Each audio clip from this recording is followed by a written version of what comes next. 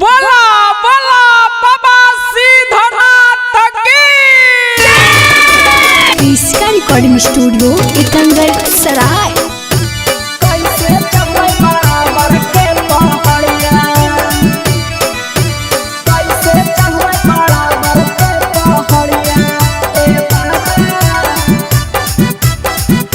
Presented by किसका films. आज चलते चलते थकल शरीरिया रे बाबा, कैसे चढ़बै बराबर के पहाड़िया ए बाबा, कैसे चढ़बै बराबर के पहाड़िया।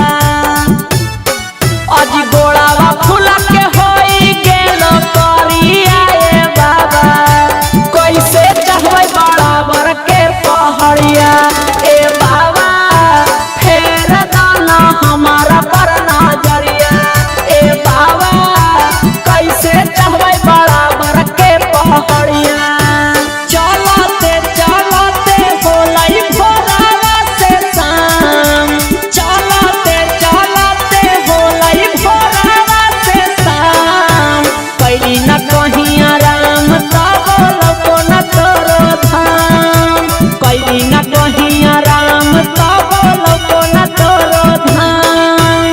करे के हकै भोरा ही जाला ढारिया ए बाबा, कैसे चढ़बै बराबर के पहाड़िया ए बाबा, कैसे चढ़बै बराबर के पहाड़िया।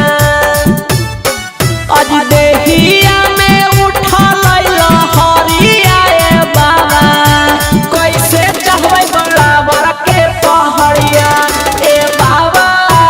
फेर दाना हमारा पर नजरिया ए बाबा, कैसे चढ़बै बराबर के पहाड़िया।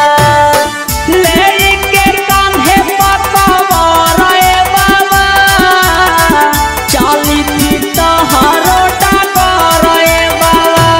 बाबा फतुहा से फारी के चल ए बाबा, बाबा आगे लिए विष्णुगंज ले चल ए बाबा।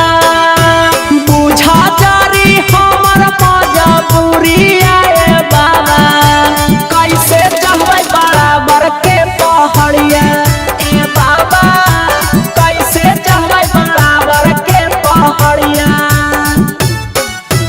बलवन कुंदन बनलो तोर पुजरिया ए बाबा, फेर दाना हमनी पर नजरिया ए बाबा, कैसे चढ़बै बराबर के पहाड़िया ए बाबा, कैसे चढ़बै बराबर के पहाड़िया।